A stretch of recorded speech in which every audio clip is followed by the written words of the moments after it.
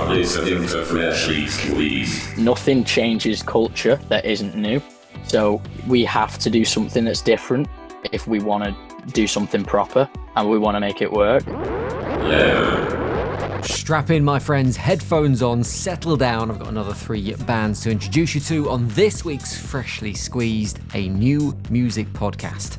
This is the place to be if you're into discovering new music and finding the freshest bands. So drop a follow to the pod if you've not done so already. I'm Jim. Each week I chat to the bands we feature, as well as playing some of their newest tunes. And this week, we're talking 90s revivals with a band who are back following a 25-year hiatus.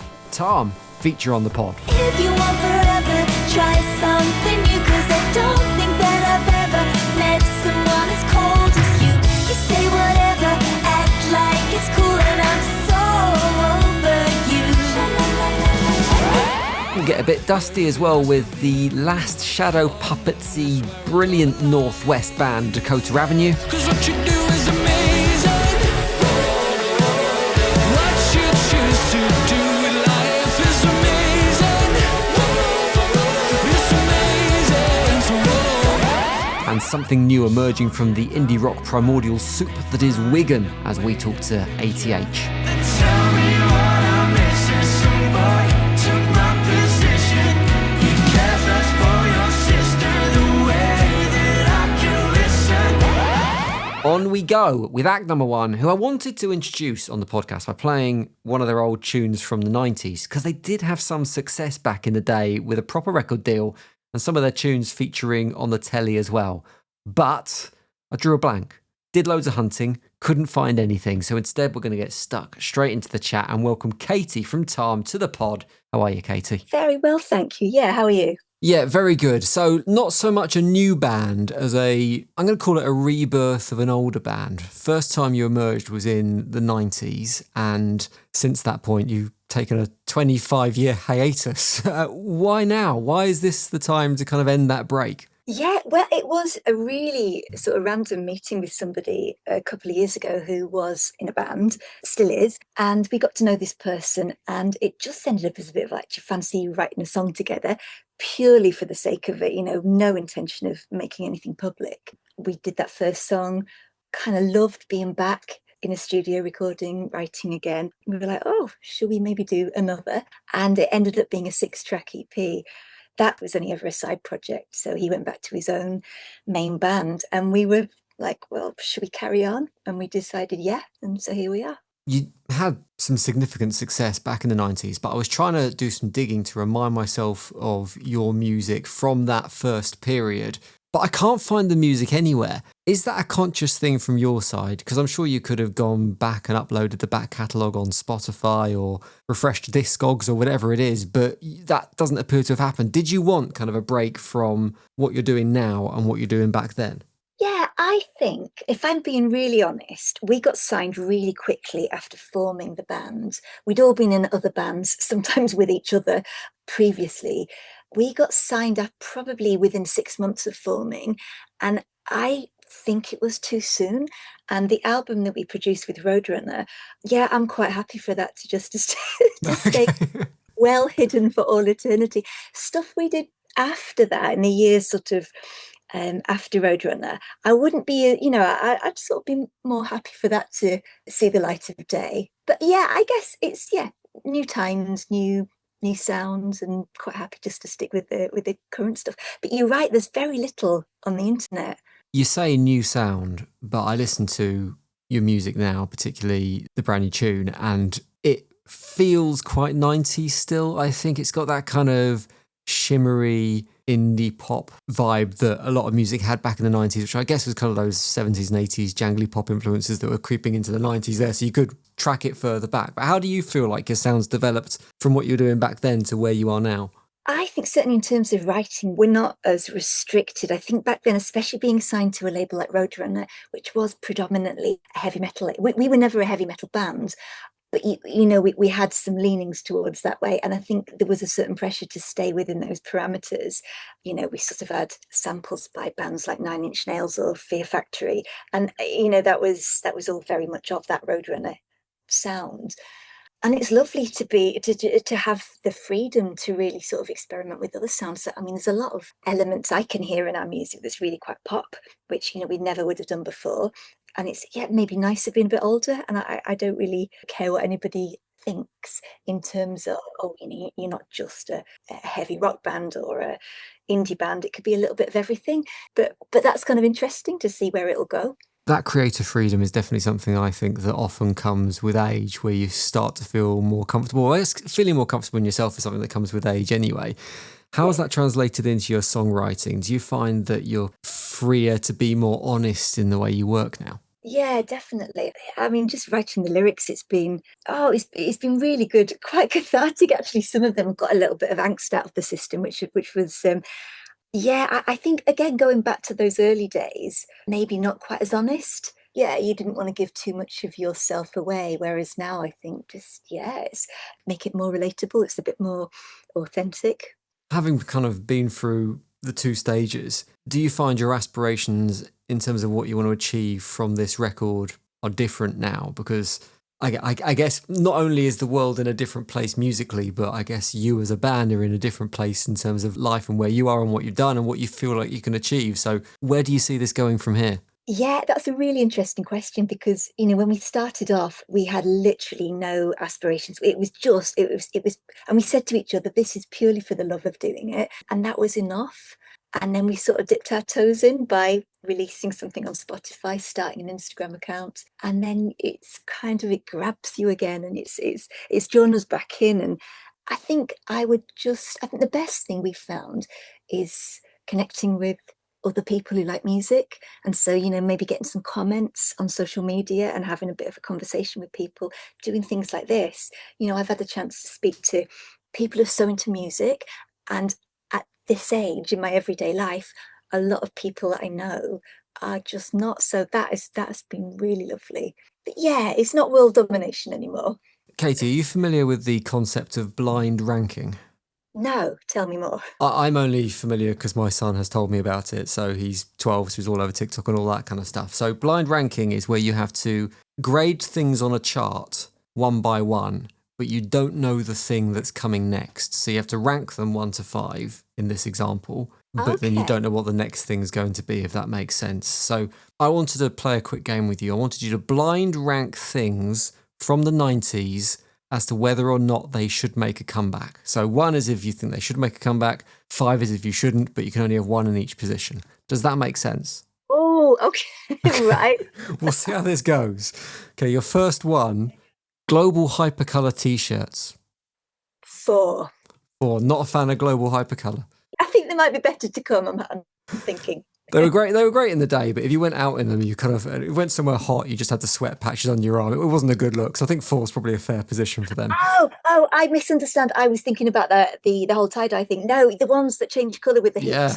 Oh my God. No, I would not want those back. I'm gonna downgrade that to a 5. Okay, right at the bottom. Okay, right. Right at the bottom. VHS cassette tapes. Oh, but they were rubbish, weren't they? But they bring back such memories. But would I want them back now?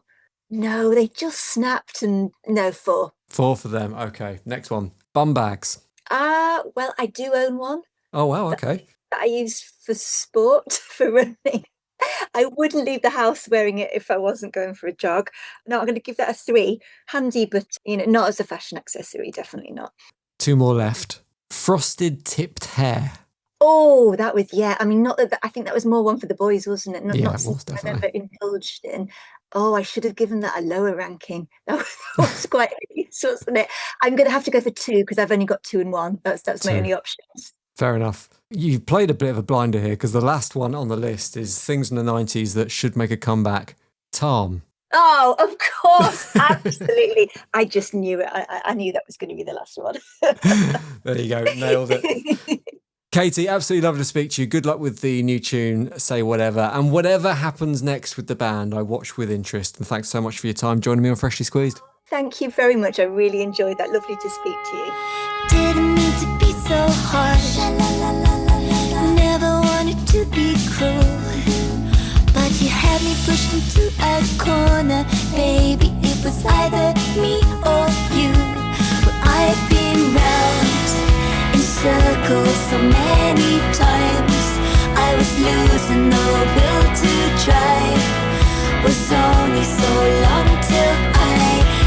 kissed you goodbye. If you want forever, try something new, 'cause I don't think that I've ever met someone as cold as you. You say whatever, act like it's cool, and I'm so over you. If you want forever, try something new, 'cause I don't think I could ever love every part of you.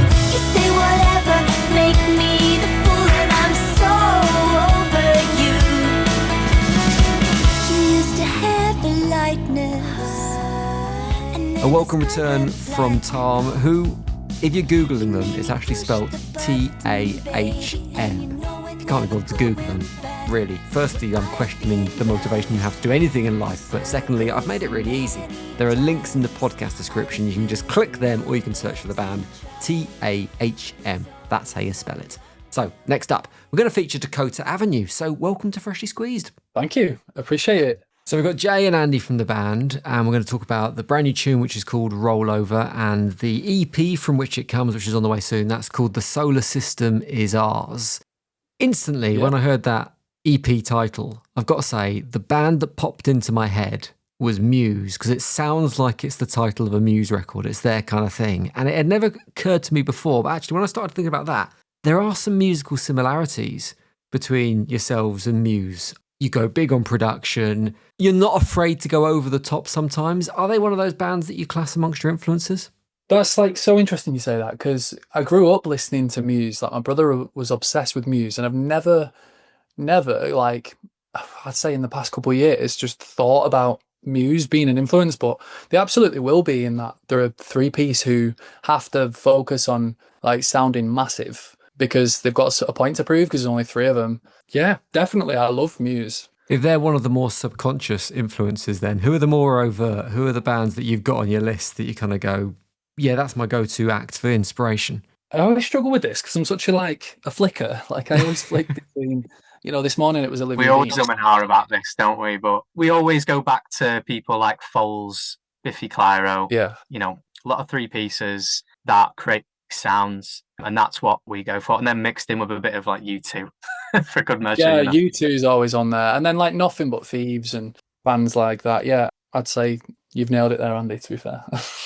One of the interesting things I think about you as a band is the way you start the creation of songs. I've heard you talking about this before, Jay, how when you write, you tend to write you and a loop pedal, which I think is quite unusual. I think most people, when you talk to them about how they start off songs, it's kind of, it builds on an acoustic, it adds lyrics, and then it gets taken to the group. How do you think the way you construct this, that kind of starting with a loop pedal, how do you think that influences the final product that you get?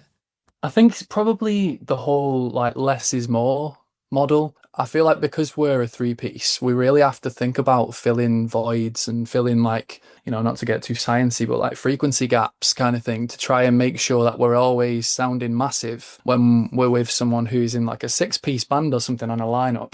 The simplicity of like using something like a loop pedal where it is just looping that thing, you have to really focus on like changing your melodies and kind of really kind of subtly changing things. So like songs like Slap Me Silly, which we put out before, follows a very similar chord sequence all the way through. It might just have one chord that's different in the chorus or something, but it doesn't feel like the same section in a way because of other stuff that's happened. So it came from like starting as a singer-songwriter and being obsessed with people like Damien Rice and Katie Tunstall and stuff. It's interesting you say simple, because I don't think your music sounds simple in any way. And you listen to a tune like Rollover that we're going to play in a minute, it's pretty big. It sounds big. It's got this kind of building nature to it, and it's got this cinematic feel. I guess that might be part of how you're building and how you're looping and like and layering it kind of builds up and up. But when you've got that kind of sound as a final product, do you then face a challenge in terms of playing it live? Because as you've said a couple of times, you are a three-piece. It's definitely one of the challenging parts of it. I suppose the loop pedal, although you could stack a million things, the act of using the loop pedal feels quite limiting in that I will do a drum beat on my guitar, I'll do some chords, which will be eventually what Andy evolve into what Andy plays on bass, and I'll just play something like twinkly on the guitar, nothing major, and then that's my loop. And I will just bounce about the room and kind of sing to it. And I feel like it really keeps you kind of locked into. I really try and make sure that when we're recording, we don't end up adding 50 million layers, because, like you say, it is hard to get across live. Because then I suppose in the future we've got somewhere to grow. Like bands like Biffy Clyro that we mentioned earlier, they started out as literally guitar, drums, bass, vocals, and now they're this massive anthemic, cinematic, crazy thing with so many layers. But they've been able to grow into that, whereas I feel like a lot of people are kind of starting as that, and it's harder to diversify then, isn't it? A Biffy song isn't a Biffy song without a 30-piece orchestra now. It's kind of like Exactly, it's a yeah. fundamental Yeah. essential. Yeah. I want to talk briefly about the origins of the band because I think they're quite interesting. And again, it's maybe slightly different to how other bands have got together when it's kind of mates mucking about at school and it turns into something serious. You got together almost like a musical version of Tinder, advertising on Find My Band for new members. How many frogs did you have to kiss, for want of a better phrase, before you kind of landed on the final three? Was that a kind of fairly quick process finding the right people, or did it take a while? Was it fairly quick, Andy? It's taken years.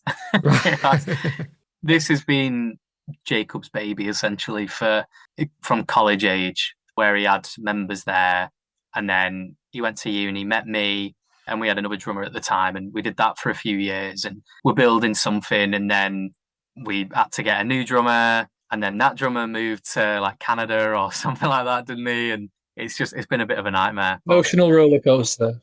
Exactly. But now it's like, yeah, it feels like we've really landed on our feet now, and Jensen brings his production, and and he's a brilliant drummer. We just feel in such a good place at the minute now. Definitely the most positive I've ever felt about the band. Before we play Rollover on Freshly Squeezed, touching on the name Dakota Avenue, I assume you're named after the road in town and a connection you have with there. Is that right? Yeah, that's a college, that road, and that's the college that I started the band at. Got ya. Okay. So I did some looking around the area of where Dakota Avenue is, and I came across the idea that actually looking at road names might be the perfect way to name bands, because within a 500-metre radius of Dakota Avenue in Manchester, there are loads of road names that sound like they could be bands. So I want to give you some potential options from that list, and you can rate them out of 10 as alternative band names should someday you have to switch from being Dakota Avenue, okay? Yeah. Okay, so your options are Kansas Avenue, which has kind of got a similar vibe, maybe slightly more Kings of Leon-y. That's so mad. Honestly, them two, Dakota Avenue and Kansas Avenue, were at the top of a board, and I asked some mates to rate them because I loved the symmetry in both of them. Both of them have 6 on the top and 6 on the bottom, and I was like, that's sick. And we settled on Dakota Avenue. Probably give that one a 3. Another option would be Mountford Street, which I think kind of sounds indie folkish. It does sound like a proper, is that because of the Mumford? Maybe that's it. Thingy that we're thinking, yeah. Yeah, I'd say it's a strong, that's a 4, that. It feels like you can visualise the band. Mountford Street, yeah, I could see that, yeah. Next one, Buffalo Court. I love that. I love all of these. They're all ridiculous. I told you it's a hack. If anyone needs a bad name, just look at road names and there's loads of inspiration there. Absolutely. That's all I did. I just got on Google Maps. Did exactly what you're doing right now. I'd say that's a 4 as well. I'd say that's a 4, yeah. Strong contender.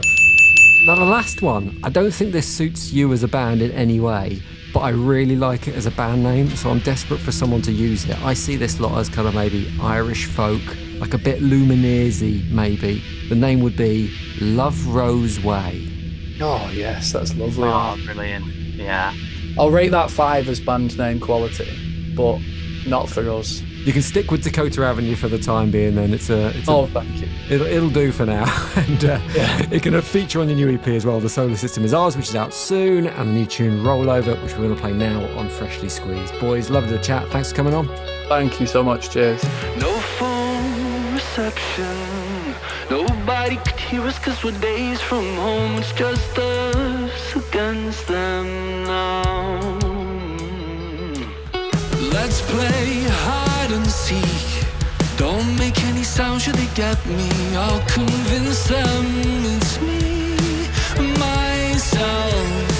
Cause if it has to be you or me, I pick you every time. Yeah, if it has to be you or me, that's where I'll draw the line. Yeah, cause what you do is amazing. What you choose to do with life is amazing.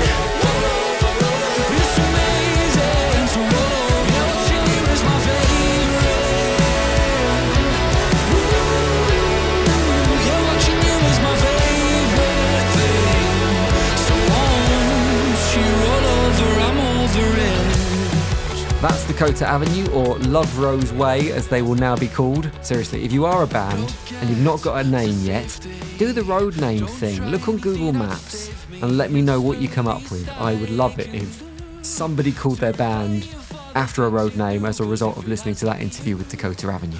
So, final band we're going to feature on this podcast is, well, I thought it was ATH, but it turns out it's ATH.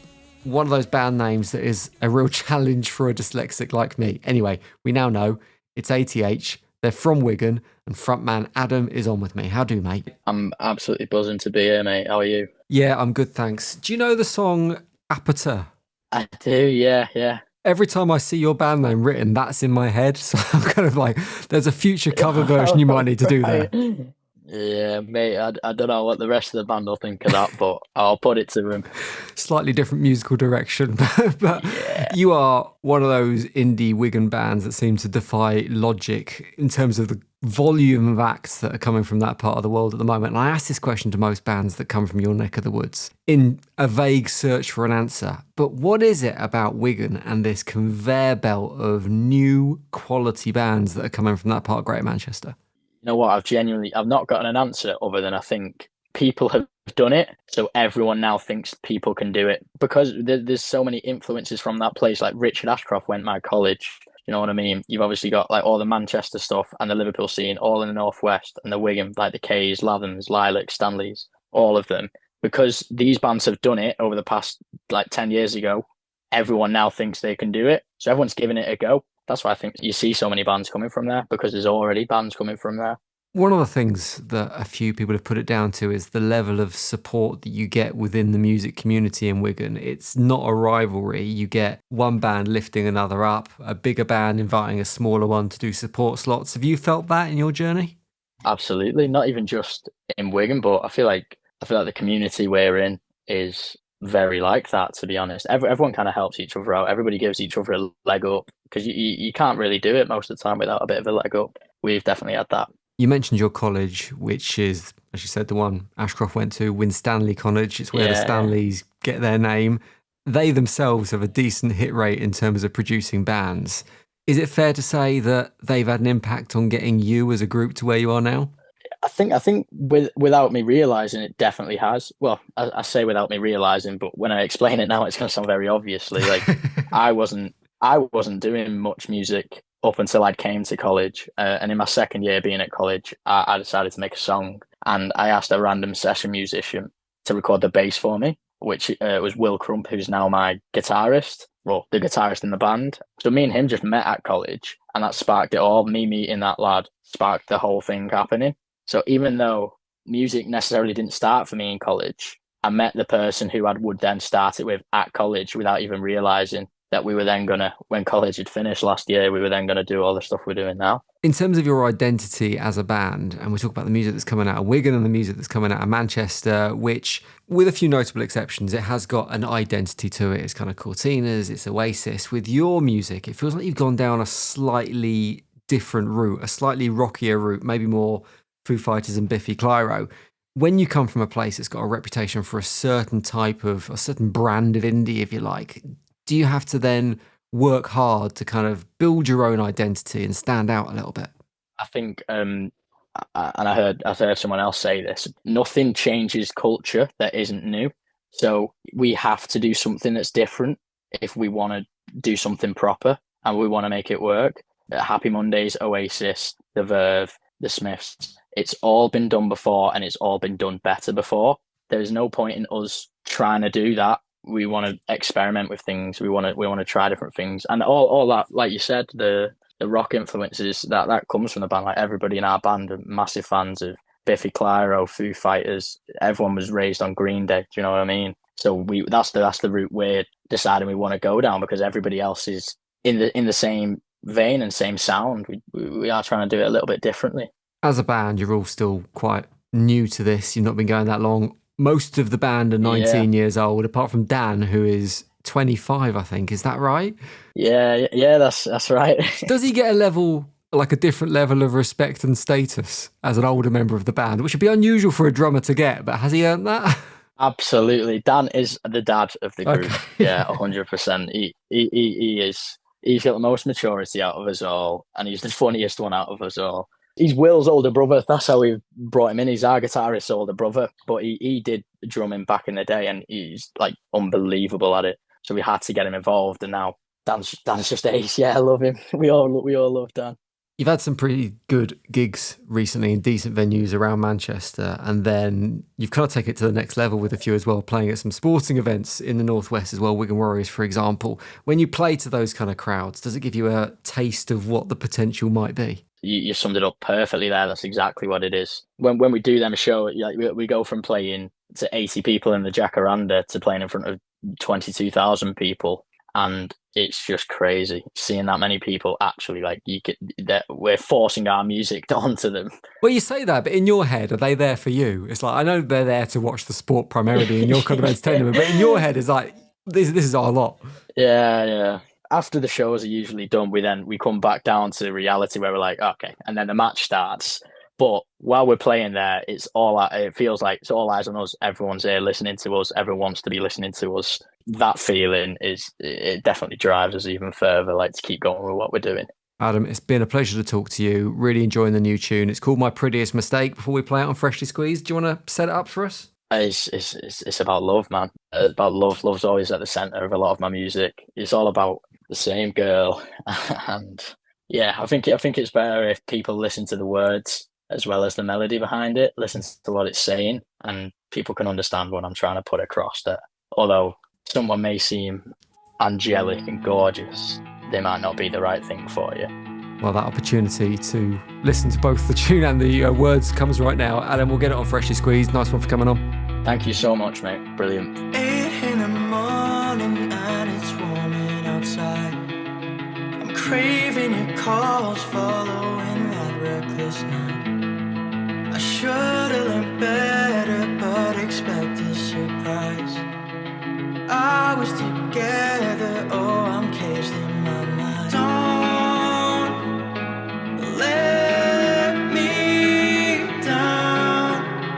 Have I made you proud?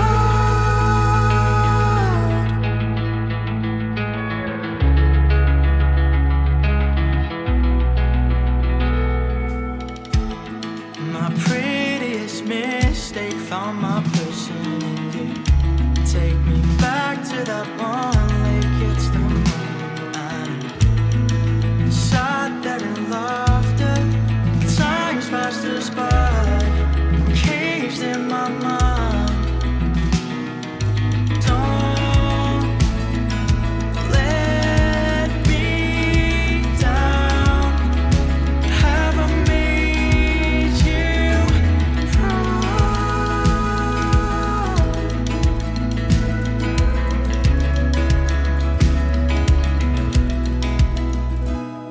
Oh, tell me what Quality that, and quality all the way through this week's Freshly Squeezed. If you want any more of that sweet, sweet musical goodness, all you need to do is give the internet a squeeze by following the links to the bands and their pages, which are in the podcast description, which if you click more, just below kind of the play button or something like that, you'll get the description.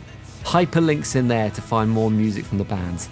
Get it done. And also, while you're there, just check you're following the podcast. You might think you're following the podcast, but did you actually click that button?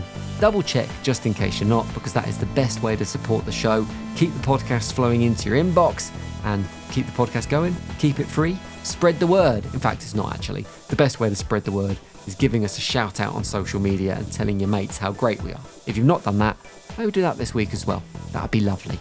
Nice one. Done for today. Cheers for your ears. Bye-bye. The award-winning Freshly Squeezed, a new music podcast, was devised, produced and posted by Jim Salveson.